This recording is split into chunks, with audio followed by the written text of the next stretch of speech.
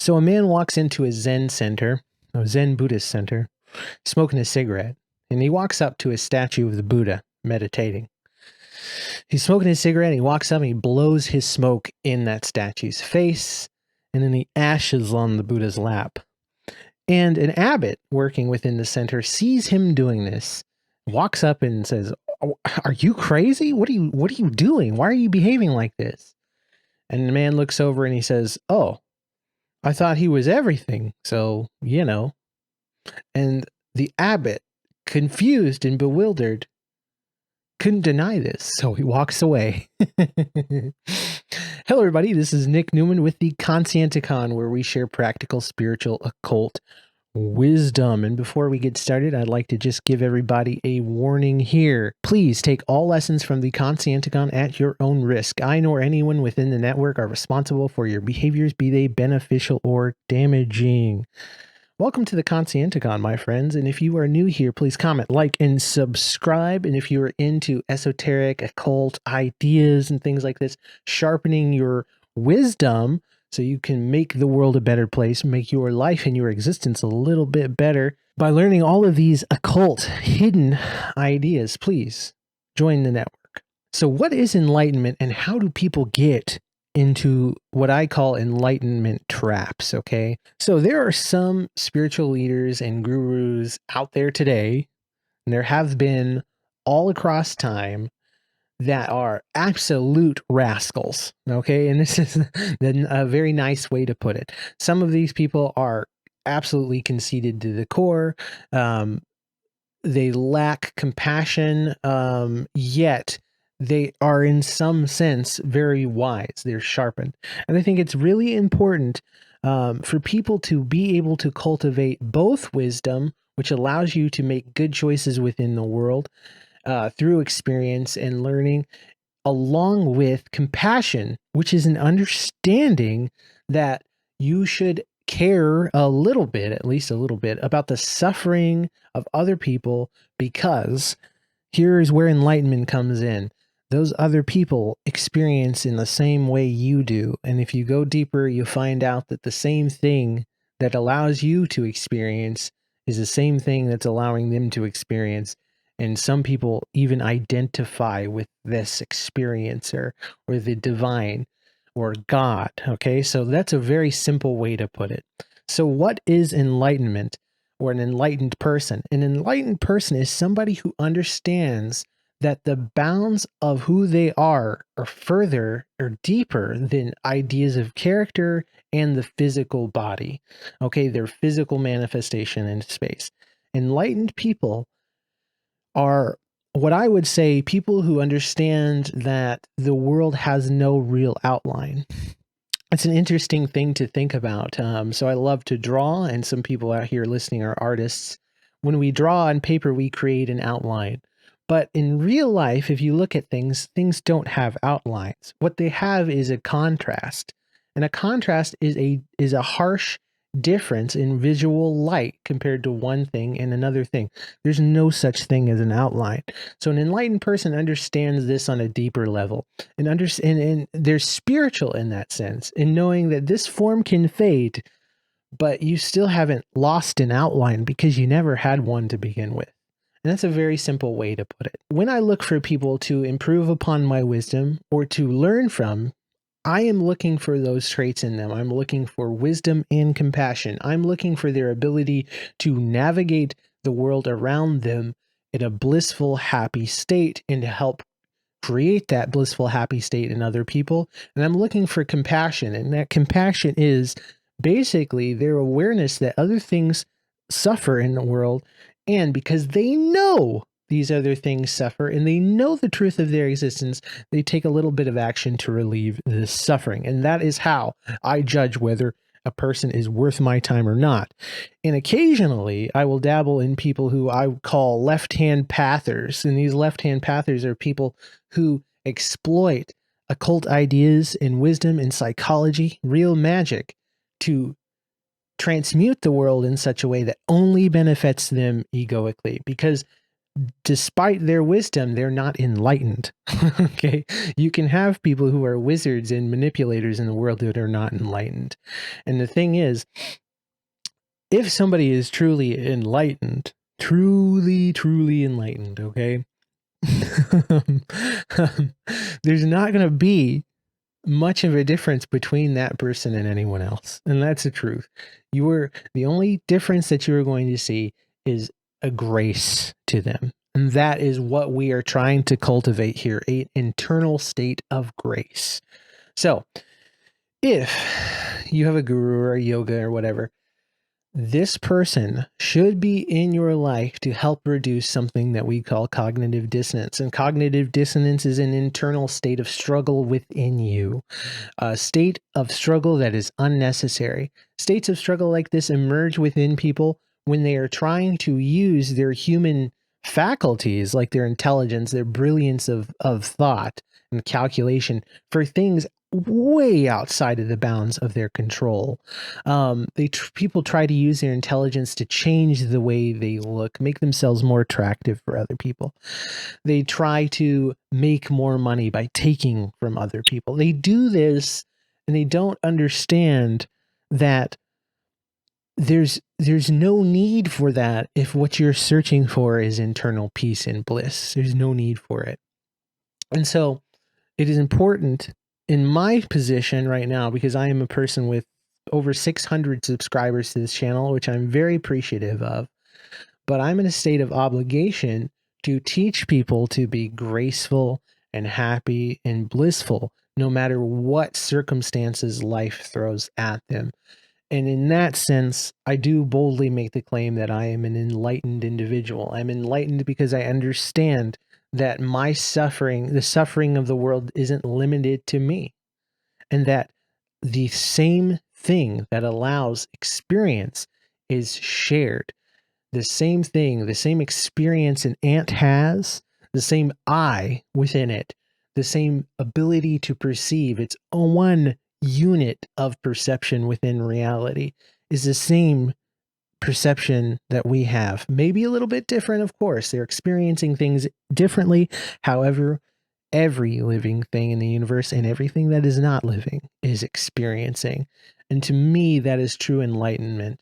And I think people fall in and out of this throughout life, because life sometimes can kind of be like it can kind of come out of nowhere and rattle you right out of your boots.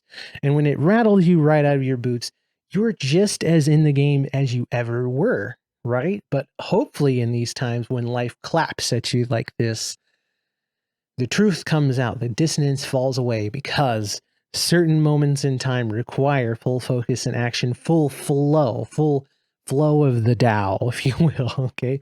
I'm sure you guys have heard of the guru Rajneesh, who ran a cult a long time ago. I believe he still runs a cult today, but I'm not too into him personally.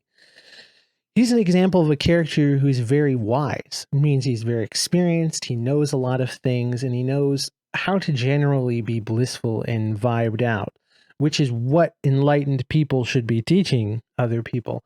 However, he has an internal rascality to him. And this is seen through practices that he had with his disciples, where he would tell them to surrender, to fully surrender, right? And within this surrender, he would coax them into having sex with him. And being in a position of grand guru of a giant cult, these women didn't feel like they could say no. Okay. Now, of course, they could have said no, right? Because if they were enlightened, they would have just said no, right? But he is not in the business of enlightening people. What he's in the business of is playing God. And it's a very dangerous thing for people around him, okay? And I'm sorry to offend you if you're a Rajneesh fan, but most people are like this. Most gurus are like this. I am like this to a degree. I have an internal state of rascality within me. And given a large enough audience and enough conviction in my power, I can execute and make bad decisions. I could do that, and I could hurt people even on accident. Okay, and this is the trouble with a godlike complex, because it is important to know that you are of all things, but you are not all things. Okay, that is a piece of wisdom that I hope everyone takes home with them. So if you are new here, please comment, like, and subscribe. I really appreciate you guys doing it. It helps the algorithm, helps me get my word out there, and helps everybody feel better. That's the goal, making people have less cognitive dissonance in their life. Number one lesson about enlightenment is to know that no one is above you and no one is below you. So it's a very important thing to understand. No one is above you and no one is below you. No matter what vantage point you have in life, no matter what karma you have been given. This is an idea from the Buddha himself, right? That there is no one truly responsible for one's karma, or what status they are in life, or what position they're in, or what kind of ailments they have in life. It just is. It is what it is because it's a manifestation of the whole divine. And the thing is, everybody is experiencing different things at different points in time, and it gives everybody their own advantages and their own disadvantages. And it's absolutely critical to understand that somebody who is enlightened is kind to people who need kindness, and at the same time does not bow to tyrants. Okay, this is a very important thing to understand, is that no one is above you and that nobody is below you. Okay, there are people with different competencies, and it's okay to respect people that have different competencies, and hopefully that those competencies rub off on you in some way, but not in the way that Rajneesh rubbed off on people. But what I'm saying is, you should not look at yourself like you're above anybody else or below anybody else, because if you're enlightened, you understand that you're the whole show, right? You're this thing that experiences. And a little caveat, because we're talking about occult ideas. If you are into Freemasonry and things like this, and you look at the dollar bill, on the top of the dollar bill, there's the pyramid. And this pyramid says, "In God we trust." And the top of the pyramid has an eye, saying that the ability to perceive is the highest point of divinity. It's the highest thing. When you can see, it is God. I mean, and you see depictions of God everywhere. I mean, there's a little game called Doodle God, a little app, and on this app, it's got a pyramid with the eye, and that's their best representation of God. But why do we use an eye as a symbol for God? We use the eye because it is divine, and that it is the single thing that all things in the universe share. It is the ability to experience. Even atoms experience. As I've said before, atoms experience one another through gravitational forces. They know where each other are in space, and because they know that, these differences occur where one behaves in one way, another behaves in another way, and there's this whole symphony going on, just as we are part of this symphony. But the thing that experiences is divine, and that's why God is, as most of the time, is depicted by as an eye. So the second point that I wanted to get across here is about the rascality thing. And if you are a fan of the psychologist Carl Gustav Jung, you will already be familiar with these ideas of the shadow, the collective unconscious in the shadow, right? This idea that within every human being, as you navigate the world, your psyche develops what is called a shadow. And the shadow is everything wrong or any unpleasant thing that you think of. So as we navigate life, we learn what's dirty and what's good and bad behaviors. We have a natural way of behaving, and then society and our parents and our culture, it shapes us to behave in certain ways. And what we find is what's shaping us are these ideas that aren't socially acceptable. And these things are not socially acceptable because they cause harm to other people potentially, right? That's why. Now that gets put, all these ideas and these concepts get put back in the mind as a shadow, right? And this is what's fierce about human intelligence, is that humans, when I know that I can be harmed in another way, and I'm conscious enough to know that you are a person that experiences in the same way I do, I know whatever harms me is going to harm you. So I can pull from my concepts of the shadow in order to defend myself or to harm people that I've decided are my enemies. And Jung believed that the shadow actually manifested into his whole own form of personality. And you can see this within yourself whenever you are triggered or offended or made angry. It's almost like when people are made angry, the gloves come off. They become a whole new person where there's no rules. You're dealing with somebody who you, especially when we righteously believe that we're dealing with someone evil. The gloves come off.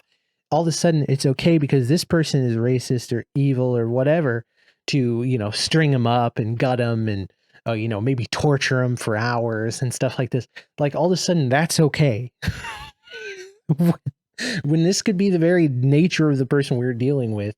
We're fighting fire with fire, and it's silly, but it's our nature to be this way. And Alan Watts himself said that all human beings are born with some sort of a irreducible rascality, and basically it's a nice way of saying a propensity to be evil, to be malicious, to be chaotic, to cause trouble.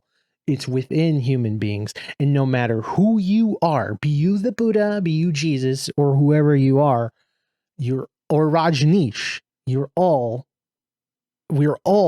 born with this rascality, because this rascality is the same thing that helps us survive. So it's fundamental. And part of the points of enlightenment is to integrate. This is what Jung was talking about. Integrating the shadow means to accept the filthy, vile parts of yourself, accept those things. And people think when you accept those things that somehow you might be more inclined to behave bad, when the reality is, by accepting those parts of yourself, you can control those parts of yourself. Instead of saying that you're ashamed for doing something taboo or perverse, you can say, well, I'm kind of into this freaky thing here, and I could explore it or could not.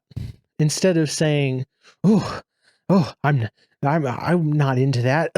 Oh God, how disgusting am I? How could I believe in something like this? And then what happens is you're in a state of pain, anger, disorder, cognitive dissonance, and then you're answered by a full-blown manifestation of the shadow in moments of weakness. And this is what happens to a lot of priests and things like that. When people are highly repressed, they're repressing their rascality. Repress your rascality too long and you will abuse power. It is what it is. And if you just accept that you're a rascal and have a little fun with life and not take yourself too damn seriously, you'll find that you can flow very gracefully. And the same rascally part of you that you repress all the time is going to be the thing that makes you heroic in moments that you need to be heroic. It's the same thing that's going to give you the teeth to protect yourself. So that's why it's fundamental. And that's a very important thing to know, is that just as I said before, no one is above you, no one is below you. Everybody's a rascal. Everybody is trying to get something out of somebody. It is what it is. I mean, I can't imagine myself making this YouTube channel at all if there wasn't some way that I could make some sort of monetary value off of it. I like to think that completely altruistic, but it is a lie. I mean, if I was truly altruistic, I would have been doing this years ago. But hopefully, just being out there and saying, yeah, I am trying to make money off of this YouTube channel in a way that doesn't harm anybody. I mean, that's a beautiful thing. It allows me to move with grace, to stay motivated, and to not betray my inner nature. And no one listening to this should be constantly trying to betray their inner nature. You know who you are. You know what you are into. And you know truly that it is within you as a machination of the universe. So we're going to go to our last idea here, which is an idea of Satori, okay, or Kensho. Satori and Kensho are Buddhist ideas, Zen Buddhist ideas from Japan, which basically means to see inside one's true nature as the ability to see oneself without outlines. Okay, the outlines make the figure clear, make ideas clear, but we do not live in a world with outlines. We are boundless. The other half of your lungs are the trees. We know this. The food that you imbibe helps create you, and there is memory within you that helps create this body no matter what you imbibe. However, you are forever linked to this earth, and not just this earth, but the entire cosmos. And the thing that experiences, the thing that is sitting here right now, experiencing, taking things in and adjusting itself in the eternal now is divine. And that thing is immortal. It is beyond you. And that's the thing. When somebody is enlightened, they understand this. And when they understand that there's really no bounds to their experience, that everything goes on infinitely transmuting, there's no need to worry, no matter what's happening, whether you're being gutted on the street or not. It's a beautiful idea. Someone who is enlightened can take a knife and can be gutted in the streets and still be loving toward whoever is attacking them, which really threw me off initially, right? But it's the truth, because someone who's truly enlightened, they understand that this experience has just ended in this form, but this experience goes on. It's changed. I'm different now. But there's nothing to worry about, because nothing really ends. Nothing really ends. You are experiencing just as you have been always for all eternity. This is just a different game. Life is just a game, and we are all just different vantage points within that game, but still the same player. So before I give you my final point, I want to stop and thank the patrons for supporting the Conscienticon. I thank you guys so very deeply, and the rascal within me is always amped up and really excited to produce more content and to think about more ideas and to grow and to experience thanks to you guys. And it just fills me with like profound awe that I'm just this regular ass guy that, you know, used to spend time on things that he thought were completely useless to anyone else. And now I just sit here in this chair and kind of tell you guys what I've learned and the experiences I've had. And it's so profound to you guys. And to me, it just blows me away. It helps me feel more interconnected. And I really I thank you all so very much. And if you'd like to become a patron, please, first $103 tier patrons will get a video posted on the Conscienticon in any topic that they would wish me to discuss, and I will post it on the Conscienticon under your name for all eternity. I'll never take it down. If it gets taken down, it'll get taken down by YouTube, and if it gets taken down by YouTube, it'll go on the Patreon forever. I will keep that video forever, and it will be dedicated in your honor. So I thank you guys for supporting. So, and please comment, like, and subscribe. But as I was saying, here's how spiritual teachers twist people. And when you see it, you cannot unsee it. So there's this idea. Let's imagine a person who goes out. This is an enlightened being. They go sit on a rock, and they sit on this rock for 2 weeks. They don't move, right? And so people around are watching this person. They're like, wow, look how graceful they are. They haven't moved in 2 weeks. Crazy. They must be a god or something like that. So one person goes up and they're like, hey, look, this guy hasn't moved for 2 weeks. Is he going to be there again tomorrow? Is he going to be there again tomorrow? This is kind of a miracle that gets set up, right? So everybody sees it. And eventually a crowd gathers. When is this guy going to snap out of this meditation? I mean, I can't even sit still for 10 minutes, let alone 2 weeks like this guy is, right? And so guy pops out of meditation after 2 weeks and gets up, starts walking around and whatnot, and is revered as a god, a divine god. This guy is onto something, okay? He can have bliss doing nothing, which is divine. Because we don't live in a world where people permit themselves the ability to just set and be blissful. Okay, so this kind of person is an enigma, right? So then they start asking this person questions. Oh my goodness, he's tapped into the divine. Let's ask him questions and all this. Maybe the guy knows a few things. Maybe he does know how to navigate the world peacefully. And he starts throwing out these major ideas, right? These ideas about interconnectedness and all of this. And there's no real worry, right? Because the show goes on. And then people start doing favors for this person. Start gathering food for them so they don't have to go and get food anymore. Starts giving them clothes and all this. Women start to adore them, right? So now they've got as much sexual selection as they want. And as I said before, we can't get rid of this rascality within people. You are a human being and your ancestors had to kill to get here. You and I and so many other people in this world that don't even know it are products of rape and violence. And we just try to ignore that that's true. But even this guy that I'm talking about who's sitting in the middle of nowhere meditating is a product of rape and violence as well, right? Eventually, somewhere down the line, he was. But here he is being revered as a god because he can sit still for days, which is something that you can do as well. Let's keep that in mind. You can do that as well. A lot of people have no idea how long they can go without food, which is a crazy thing. And most people can go, if pressed, can go up to a month without food, right? Now, water is more like a 2-week thing, right?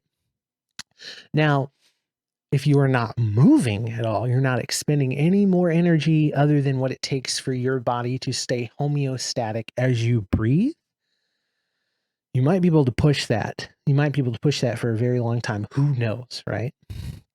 But what I'm trying to get to here is that this is a feat of the human's capabilities. This isn't a feat of the divine. But people see it as divine because what this person is expressing is something that they wish they had, which was inner peace, the lack of cognitive dissonance. So these people go out and they take care of this person, and this person begins to believe, as within, so without, of course, I am God. I am connected to the divine. I am wise and all-knowing. Because look, when I want food, food is given to me. When I need clothing or shelter, it is given to me. When I want partners, they are given to me in abundance. Now we see the trouble of this system. And if you understand that you're interconnected with anything and everything, there's nothing wrong you can really do, right? So if these people want to give you stuff, they're being fools for giving it to you. It's not your fault, whatever. And maybe this is what they need. They need someone to believe in. So why can't they believe in you? You see, this is a perpetual trap. This is a problem because what happens is the disciples, they don't actually learn to live more gracefully. They learn to live dependent on somebody that they constantly see is above them, which is violating our first rule that I was talking about. No one is above you and no one is below you, right? And they think that these disciples are foolish and that, you know what, they might as well test them to their limits and see just how much they can get out of them before they snap and realize that their guru is a human being just like them, right? And it's okay because what we're doing is we're testing them, right? We're not perpetuating their suffering, right? We're not doing that, which is why I was talking about compassion being so critical for an enlightened person or anybody that I learned from to be somebody who's both wise and compassionate, because a compassionate person would fend for themselves. They wouldn't take off of the back of somebody who has cognitive dissonance. They wouldn't do that. They would help relieve them of this dissonance so they can be independent. They wouldn't need them anymore.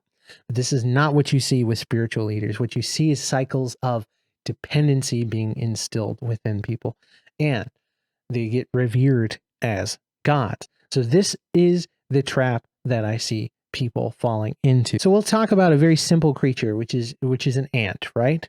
An ant belongs to a colony of other ants. So it's one little piece of what is essentially a larger organism, a larger conscious organism. But a single ant, when ants go out in the world, what they're trying to do is gather food so they can maintain their habitat, which is tunnels underground. They can dig out this habitat and protect their queen, which is basically their reproductive center, gain resources, and expand and expand and expand. That's what ants are trying to do. And if you know somebody's nature or something's nature, you can exploit it by changing little things about them. So ants, when they walk around, they leave pheromone trails behind them. And when they leave these trails behind them, it tells them other ants where to go. Like, okay, we're going this way. So maybe if that ant finds some food, there'll be 6 or 7 more ants behind them that will release more pheromones saying this is where the food is. So everybody else in the colony follows those little trails and they're happy and they go about finding these clumps of sugar or whatever they need and bring it back. Now, ants sometimes get into these cycles where they just run in circles over and over again. pheromone trails get washed away somehow, some sort of disruption happens in the environment, or humans come in and they mess up the trail just for fun. And these ants will follow trails of each other in circles forever until every ant dies. And this is kind of the same thing that happens when you have a spiritual teacher or a guru holding disciples and maintaining this position that they are better than them. This is what's happening. And they won't go right out and say it. What they play is this nonchalant game because they don't want to be held responsible for all the actions of these people that believe that they're higher than them. So what they'll say is, you know what, I'm just going to teach them to be more like me, but not all my secrets. And so they have them go fetch things. And you will see these kinds of, this sort of exploitation. We've talked about exploitation before. You will see this sort of exploitation all over the place in Indian stories and Chinese stories. These stories about these gurus that say, okay, you know what? If you want to learn the secret to enlightenment, go and meditate for 8 years on this mountaintop and then come back and see me. Do you think that fucking guru gave a shit about that person on that mountaintop? No. They were just like, adios. If he breaks in 8 years, then maybe by then he'll be enlightened himself and he'll know he doesn't need me. But at the same time, they're going to maintain this position of status because it gives them resources. And because they're doing it, they say that the universe is permitting it, so it's divine. But what they're doing is, just as ants can be tricked into going into circles forever, when you understand patterns of humans, you can trick them into going into circles forever and you can trick them into giving you their resources. And so like humans, for example, humans are all about going out and experiencing the world through novelty. So gaining experience, expanding their mind so they can transmute the environment around them. They change the environment around them to suit their experience within. And then they gather resource and they breed. That's what humans do. And they gather these resources in such a way that it helps the whole hive. So all of society and all of human culture, right? And this is why so many gurus go out into the woods and try to meditate on their own to disconnect themselves from the social constructs, right? These social constructs. They're constructs, but they're real too. They're part of our nature. But when you get rid of that part of your nature, you're left in a position where you can more contemplate the deeper reality of things, which is your fundamental experience. This is a thing that I like to say is that God is always right in front of everyone's nose because God is vision. And so your direct experience that you're having right now, the flow of the Tao is divine. And it's much easier to see that in a forest than it is in a bustling city, right? Okay.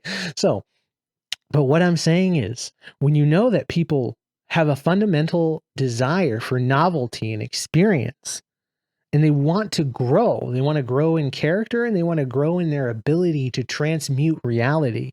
When you know that, you can play as if you know more than you really do. You can get them to go over hoops and things because these people suffer from cognitive dissonance and they want to be relieved. They want to know the answer. And the real answer is that they're the whole show. And I hope everybody that got to the end of this video understands that fundamentally that you by nature can be graceful and that your experience does not end when you die. Now, do we know exactly what this experience is like? No. But you know what this experience is like in this form. So enjoy it to your fullest and try not to dwell on the things that you cannot control. And please surrender to no tyrants. This is Nick Newman with the Conscienticon, and I hope you guys the very best. Goodbye.